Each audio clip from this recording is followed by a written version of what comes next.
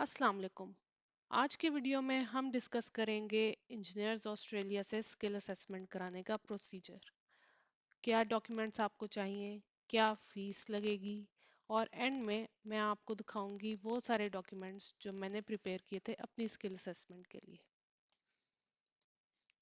अच्छा, अब शुरू करते हैं हम इंजीनियर्स ऑस्ट्रेलिया की वेबसाइट से फॉर माइग्रेंट्स। स्किल असेसमेंट कराने के लिए डिफरेंट पाथवेज हैं जो कि मैं अब थोड़ी देर में आपके साथ डिस्कस करूंगी। पहले हम ये देख लें यूजिंग अ माइग्रेशन एजेंट। अगर आप कॉन्फिडेंट नहीं हैं अपनी स्किल असेसमेंट खुद प्रिपेयर करने में तो आप एजेंट का सहारा भी ले सकते हैं, और बेहतर होगा कि रजिस्टर्ड माइग्रेशन एजेंट हो। उन्होंने लिंक भी दिया हुआ है कि अगर कोई एजेंट क्लेम करे कि वो रजिस्टर्ड है तो आप उसे यहाँ पे आकर चेक कर लें। अब जब मैंने पाकिस्तान लोकेशन एंटर किया है तो गिनती में थोड़े ही लोग दिख रहे हैं, और वो भी आप देख लें ऑस्ट्रेलिया बेस्ड है। सिर्फ एक ये कंपनी है माइग्रेशन कॉल कराची में जो कि रजिस्टर्ड है ये इमिग्रेशन डिपार्टमेंट के साथ। अच्छा, अब हम देख लें ऑक्यूपेशनल कैटेगरीज। अब जब हमने अपनी एसओएल लिस्ट देखी थी उसमें इंजीनियर्स के नाम थे, civil engineer, chemical, electrical engineer. ये सब क्या है? प्रोफेशनल इंजीनियर है। प्रोफेशनल इंजीनियर की स्किल असेसमेंट कराने के दो फर्क रास्ते हैं पाकिस्तानियों के लिए। एक वो रास्ता है जो 2017 से पहले जो लोग पास आउट हो चुके हैं, और दूसरा रास्ता उन लोगों के लिए जो 2017 के बाद पास आउट हुए। डिफरेंस किस बात का है कि उन्होंने दिया हुआ है कि पाकिस्तान इंजीनियरिंग काउंसिल जो है उससे मिला हुआ है वाशिंगटन अकॉर्ड। आप पाकिस्तान इंजीनियरिंग काउंसिल की वेबसाइट पे देखें, ये 2017 में मिला था। अच्छा, अब ये 2017 से पहले और बाद वाली बात अब हम देखते हैं कि कैसे आपने डॉक्यूमेंट्स प्रिपेयर करने हैं। उन्होंने पूरी एक बुकलेट दी हुई है पीडीएफ की फॉर्म में जो स्टेप बाय स्टेप आपको बताएगा कि आपने कौन कौन से अपने डॉक्यूमेंट्स रेडी करने हैं। सबसे पहली चीज आपका इंग्लिश लैंग्वेज रिक्वायरमेंट। जब आप अपनी स्किल असेसमेंट शुरू करेंगे तो पहली चीज़ ये है कि आपके पास इंग्लिश लैंग्वेज टेस्ट की रिपोर्ट हो और वो मिनिमम क्राइटेरिया मीट करती हो।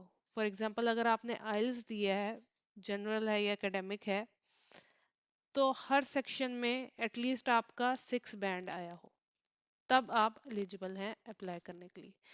तो जैसे कि मैंने अपनी पिछली वीडियो में भी कहा, सबसे पहला आपके पास जो काम है आइल्स या टोफेल या पीटी एकेडमिक, फटाफट इसकी तैयारी पकड़ लें। आइल्स आप एकेडमिक और जनरल दोनों कर सकते हैं, और आज आगे आपका वीज़ा एप्लीकेशन में भी दोनों काम करेंगे। अच्छा, इसके बाद अब हम पाथवेज पे आ जाते हैं। अगर तो वाशिंगटन अकॉर्ड के बाद आपने पास आउट किया है तो एक अलग पाथवे है आपका, वरना आपको बनानी पड़ेगी कॉम्पिटेंसी डिमॉन्स्ट्रेशन रिपोर्ट। इतना कोई लंबा चौड़ा काम नहीं है, आपने चंद डॉक्यूमेंट्स एक्स्ट्रा बनाने पड़ेंगे आपको सीडीआर के लिए, और इसकी फीस भी थोड़ी ज़्यादा होगी। अच्छा, पहले देख लेते हैं सीडीआर में क्या कुछ है। पहले तो बेसिक्स जो आपको हर हालत में चाहिए, आपका सीवी हो, आपके पास अपना इंग्लिश लैंग्वेज टेस्ट का रिजल्ट हो, आपके पास अपनी पासपोर्ट साइज फोटोग्राफ हो, आपके पास अपनी सारी डिग्रियां और उनकी ट्रांसक्रिप्ट्स की स्कैन कॉपी हो, या आप अटेस्ट करवा लें हायर एजुकेशन कमीशन से। वो ऊपर एक टिकट सी लगा देते हैं, तो वो भी स्कैन में आप लें। ये मैं इसलिए कह रही हूँ कि आगे आप जहाँ भी जाते हैं, पढ़ाई के लिए जाते हैं, स्कॉलरशिप के लिए अप्लाई करते हैं, ये एचईसी से अटेस्टेड जो आपकी कॉपी है ये हर जगह चलेगी, तो ये कागजात आप हर वक्त अपने पास रेडी रखा करें। अच्छा, रिटर्न स्टेटमेंट एक कंटिन्यूइंग प्रोफेशनल डेवलपमेंट की, यानी कि आपने पास आउट होने के बाद आपने क्या कुछ ऐसी लर्निंग की जो आपकी प्रोफेशनल डेवलपमेंट का हिस्सा कहा जा सकता है जिसे। फिर आपने करियर एपिसोड्स बनानी है, एटलीस्ट 3 करियर एपिसोड्स आपकी हों। हर जो एपिसोड है उसमें आपने एक फर्क प्रोजेक्ट को डिस्कस किया हुआ हो, यानी कि आपने अपने वर्क प्लेस पे फॉर एग्जांपल किसी एक प्रोजेक्ट पे काम किया है, आप उसकी रिपोर्ट उठा लें। रिपोर्ट भी आपने खुद ही बनाई होगी, उसमें से आप सारी इंफॉर्मेशन ले लें, आप बैकग्राउंड प्रोजेक्ट का, आपने उस प्रोजेक्ट में क्या किया, टीम का क्या स्ट्रक्चर था, टीम में रहते हुए आपने कैसे काम किया अपने कोलीग्स के साथ, कोई मुश्किल दरपेश आई हो उसे आपने कैसे सॉल्व किया। इस तरह आपने 3 एपिसोड्स अलग अलग प्रिपेयर करनी है।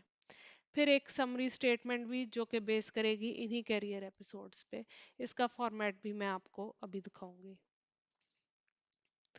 यही जो मैंने बातें अभी की हैं ये वही सब कुछ यहाँ पे लिखा हुआ है।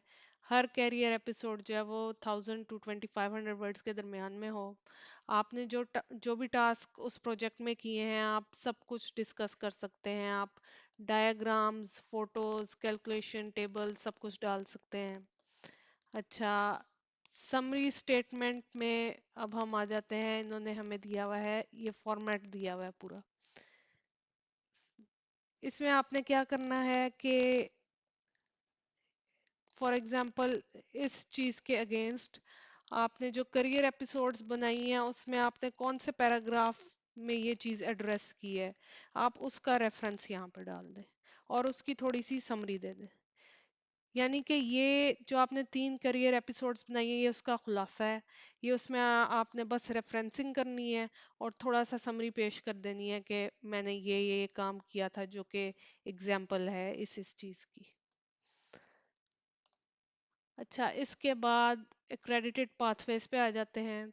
तो अगर आपने पाकिस्तान में आपकी डिग्री वाशिंगटन अकॉर्ड के तहत है तो आपको ये लंबी चौड़ी करियर एपिसोड्स वगैरह बनाने की ज़रूरत नहीं। आपने बस वही सीवी लगाना है, इंग्लिश लैंग्वेज टेस्ट है, सारी डिग्रियां ट्रांसक्रिप्ट्स लगा दी हैं और दैट्स इट। अच्छा, कुछ एडिशनल असेसमेंट सर्विसेज भी हैं। मैं भी इस जगह पे आके बहुत तब कंफ्यूज हो गई थी कि ये एडिशनल सर्विस क्या मेरी स्किल असेसमेंट का हिस्सा होगी, क्योंकि इसकी एक अलग से फीस है। तो मैंने ए, ये किया कि मैंने डायरेक्ट उनकी वेबसाइट पे जाके उनके कांटेक्ट में जो भी हेल्प लाइन का कांटेक्ट था उन्हें ईमेल करके पूछ लिया। आपको जब भी कोई चीज़ समझ ना आए आप डायरेक्ट इन लोगों को कांटेक्ट करके पूछें। जरूरी नहीं कि एजेंट के पास हमेशा करेक्ट इंफॉर्मेशन हो। अगर आपको किसी भी चीज़ का डाउट है आप इन लोगों से डायरेक्ट राब्ता करें और बात अपनी कंफर्म करें। तो इसी तरह मैंने भी इन लोगों से डायरेक्ट पूछा और उन्होंने कहा कि नहीं, आपकी जो सीडीआर आपने बनाई है उसी की बेस पे आपकी ये स्किल असेसमेंट होगी। ये जो एक्स्ट्रा चीज़ है ना, ये एक्स्ट्रा सर्विस है, ये उन लोगों के लिए काम आएगी कि फॉर एग्जांपल आपकी डिग्री कोई और है और आपका वर्क एक्सपीरियंस कोई और है। तो उसके लिए आपको एडिशनल डॉक्यूमेंट्स बनाने पड़ेंगे टू शो के आपका क्या लिंक बनता है और क्या आपने जिस प्रोफेशन के तहत आप स्किल असेसमेंट बना रहे हैं क्या आप वाकई उस पे उतरते हैं या नहीं। ये सिर्फ वहीं पे है जहाँ पे आपका डिग्री और आपका वर्क एक्सपीरियंस जो है वो मैच नहीं हो रहा, तो वहाँ आपको एक्स्ट्रा प्रूव करना पड़ेगा कि आपने क्या क्या काम किया। स्किल असेसमेंट के एतबार से देखें तो इसकी आपको ज़रूरत नहीं है अगर आपने इंजीनियरिंग की डिग्री की है और उसी प्रोफेशन में आप आगे अपनी स्किल असेसमेंट करवा रहे हैं।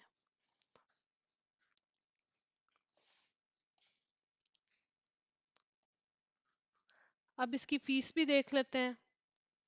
तो वॉशिंगटन अकॉर्ड अगर है तो आपकी असेसमेंट होगी 506 ऑस्ट्रेलियन डॉलर में, और अगर आपको सीडीआर बनानी पड़ रही है तो आपकी असेसमेंट होगी $935 में। 2017 में जब मैंने अप्लाई किया था तो ये फीस थी $750।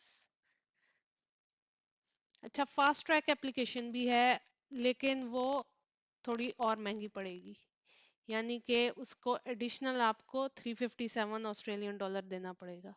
लेकिन उसका फ़ायदा ये है कि 20 दिन के अंदर अंदर आपकी एप्लीकेशन जो है वो एक असेसर को असाइन हो जाएगी, और फिर वो असेसर 15 से 20 दिन जितना भी टाइम लगाता है उसमें आपको अपनी आपकी स्किल असेसमेंट की रिपोर्ट मिल जाएगी। ठीक है, जैसे 2017 में मैंने जब स्किल असेसमेंट के लिए अप्लाई किया तो मेरी 4 महीने बाद मुझे रिपोर्ट मिली। यही अगर मैं फास्ट ट्रैक से करती तो मुझे 4 वीक्स के अंदर अंदर अपनी रिपोर्ट मिल जाती। अब जब इमिग्रेशन मुश्किल से मुश्किल होती जा रही है तो मैं यही एडवाइस करूंगी कि आप फास्ट ट्रैक के तरीके पे जाएं और फटाफट अपने डॉक्यूमेंट्स प्रिपेयर करें। अब ये मेरी अपनी करियर एपिसोड है जो मैंने जमा करवाई थी अपनी स्किल असेसमेंट के लिए 2017 में। मैंने कुछ इंफॉर्मेशन इसमें हटा दी है, सिर्फ मैं आपको फॉर्मेट दिखाना चाह रही हूँ कि मैंने पहले लिखा कि मैंने कब से कब तक इस प्रोजेक्ट पे काम किया, क्या लोकेशन थी प्रोजेक्ट की, क्लाइंट कौन था, कंसल्टेंट कौन था, और मेरी पोजीशन का टाइटल क्या था। पहले मैंने प्रोजेक्ट का बैकग्राउंड दिया, उसके क्या ऑब्जेक्टिव्स थे वो बयान किए, मेरे काम की क्या नेचर थी, मैं ऑर्गेनाइजेशनल स्ट्रक्चर में कैसे फिट इन होती थी, और मेरी ऑफिशियल ड्यूटीज़ क्या थी, मैंने इस जॉब को करते हुए अपनी कौन सी इंजीनियरिंग नॉलेज को अप्लाई किया, कौन कौन से टास्क मैंने कंप्लीट किए, कुछ फिगर्स टेबल्स कैलकुलेशंस भी दे सकते हैं, आपको किन प्रॉब्लम्स का सामना हुआ, आपने क्या स्ट्रेटजीज डिवाइस की उन प्रॉब्लम्स को ख़त्म करने के लिए, और बाकी टीम मेंबर्स के साथ आपका कैसा काम चला, और समरी दे दी। और हर सेक्शन में मैंने एक रेफरेंस नंबर रखा जो कि मैंने अप्लाई किया अपने समरी स्टेटमेंट में, जिसका मैंने आपको अभी फॉर्मेट दिखाया है जो कि अवेलेबल है, ये वही एग्जैक्ट कॉपी पेस्ट है। मैंने सेक्शन के नंबर जो है वो उधर रेफरेंस कर दिए और थोड़ी सी डिस्क्रिप्शन दे दी। तो इस तरह करके मैंने अपनी जो 3 करियर एपिसोड्स बनाई थी उन तीनों में से रेफरेंसेस उठा के बस मैंने यहाँ पे लिख दिया। इजी है बिल्कुल बनाना।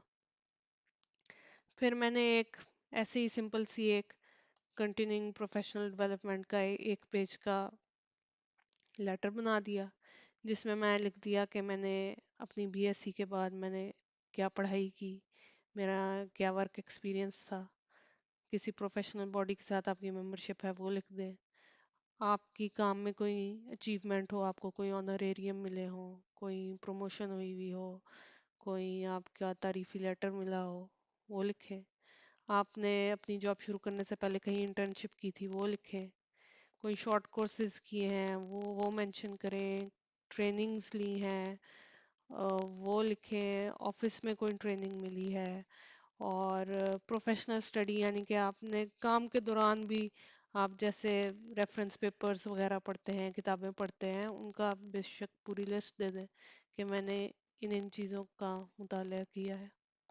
अच्छा, और एंड में सीवी वही जनरल जो हर जगह इस्तेमाल होता है, पर्सनल डिटेल आ गई, की स्किल्स बता दिए, एजुकेशन हिस्ट्री दे दी, कब से कब तक आपने कौन से एम्प्लॉयर के साथ काम किया, क्या ड्यूटी थी, कौन कौन से प्रोजेक्ट्स पे काम किया, एंड में अपनी अचीवमेंट्स बता दी, और जो आपके पास जो करंट एम्प्लॉयर है उसका वो अपने बॉस का एक रेफरेंस दे दे।